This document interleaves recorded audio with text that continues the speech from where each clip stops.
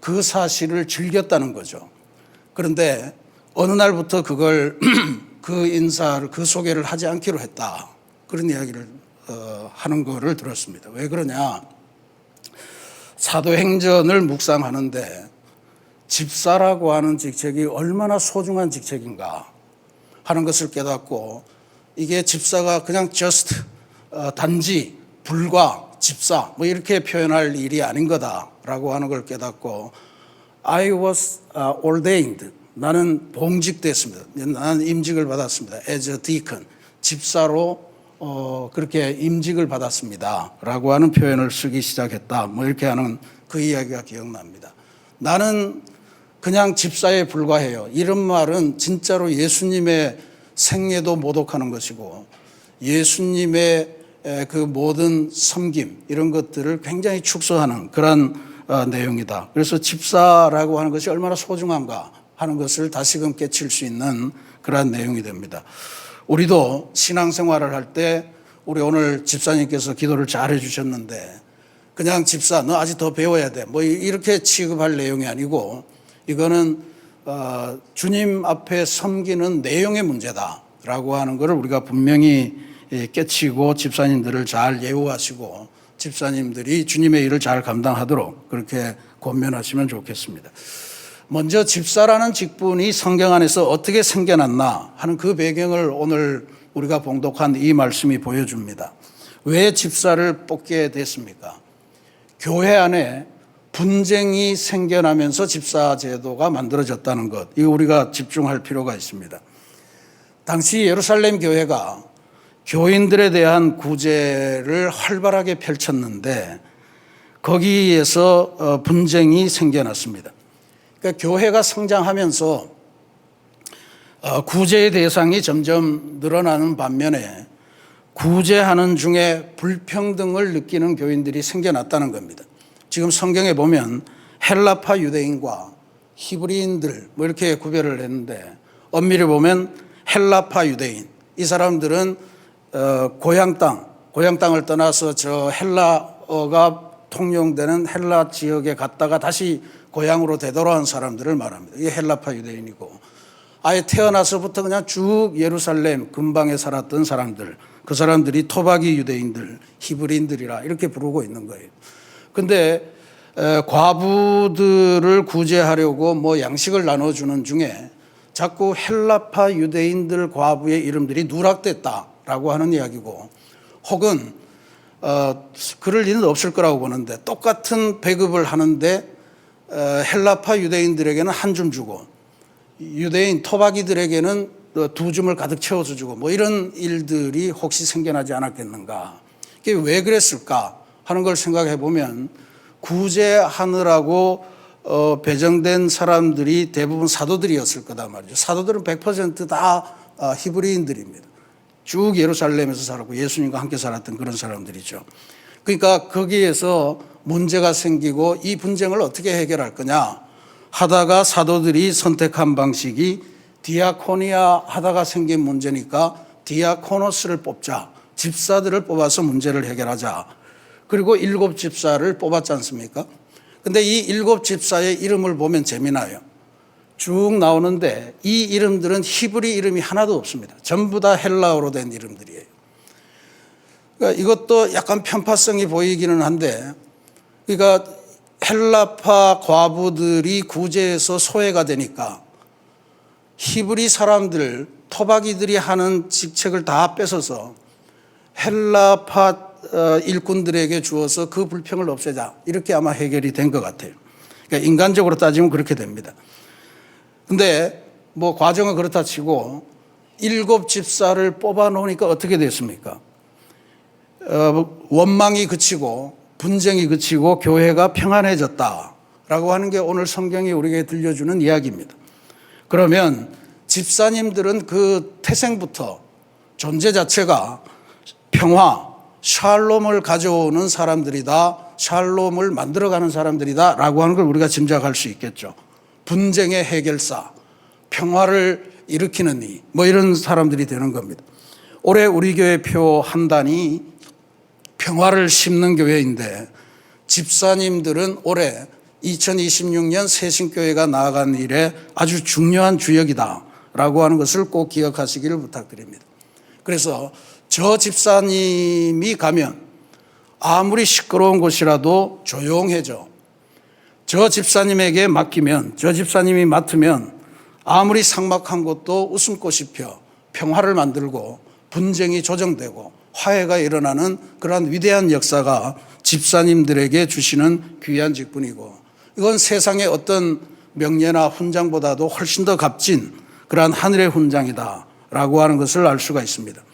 우리 집사님들이 움직일 때 교회 안에 갈등이 치유되고, 그리고 집사님들의 미소 하나에 우리 새신교회 성도들이 기뻐하고, 또 특별히 새가족들이 미소를 짓고, 아, 저런 분들이 계시니까 나도 교회 다닐만 하겠다, 이런 마음을 갖게 되는 거죠.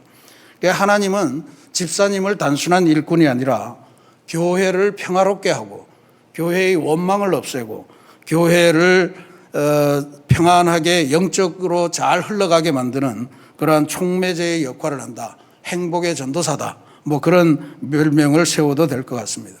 이 거룩한 영향력, 이 소명을 우리 집사님들이 잘 감당할 수 있도록 우리가 모두 함께 기도해야 되겠습니다.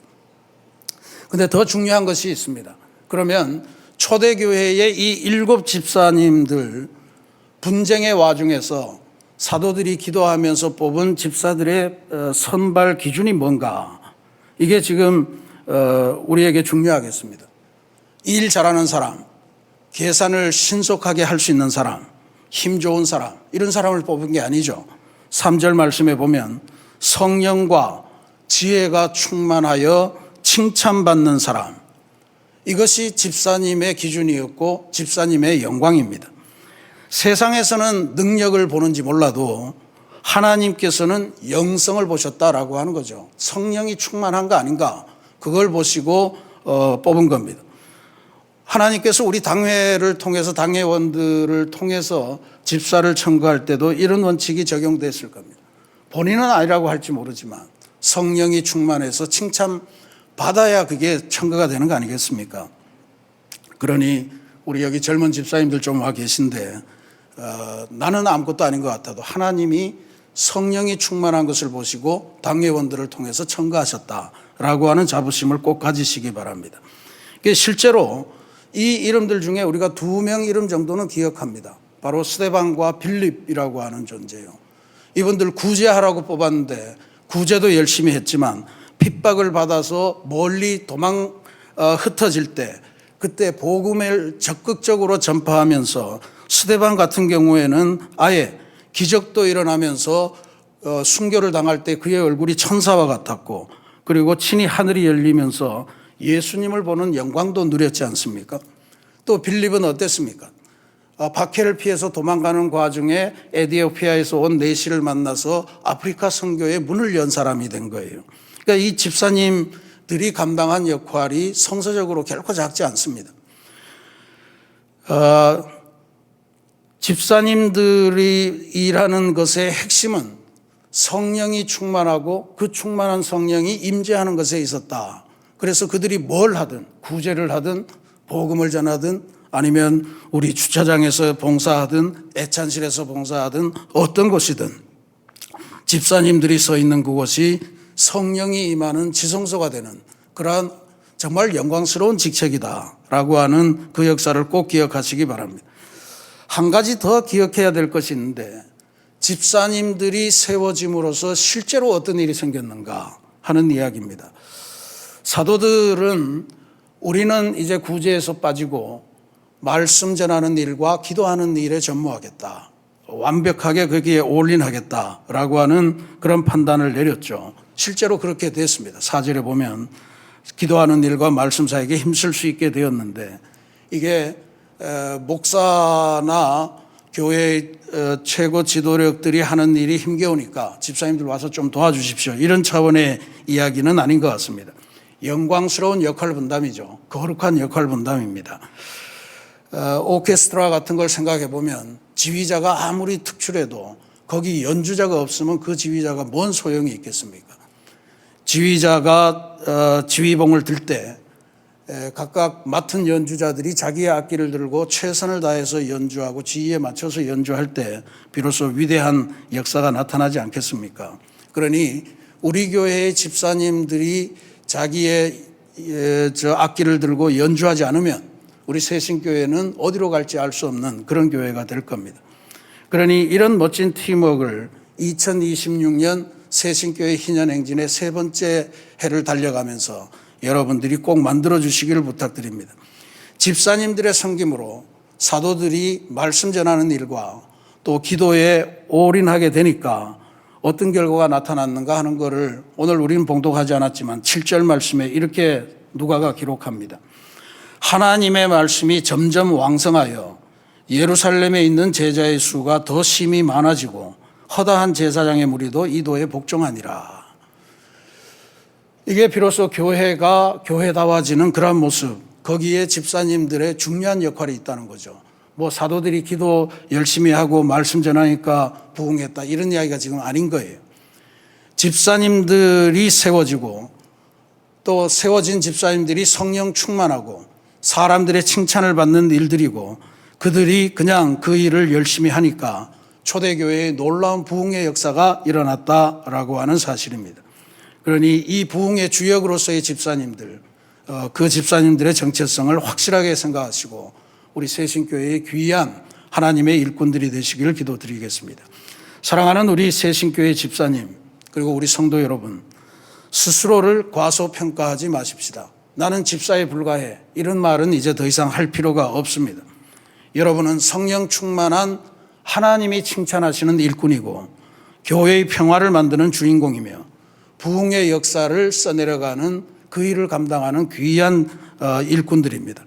오늘 이 새벽에 하나님께서 우리 집사님들의 머리 위에 착하고 충성된 종, 성령 충만해서 칭찬받는 일꾼이라고 하는 영광의 면류관을 씌워주심을 믿고 기쁨과 감사로 2026년을 힘차게 달려가시기를 주님의 이름으로 축원합니다. 같이 기도하겠습니다.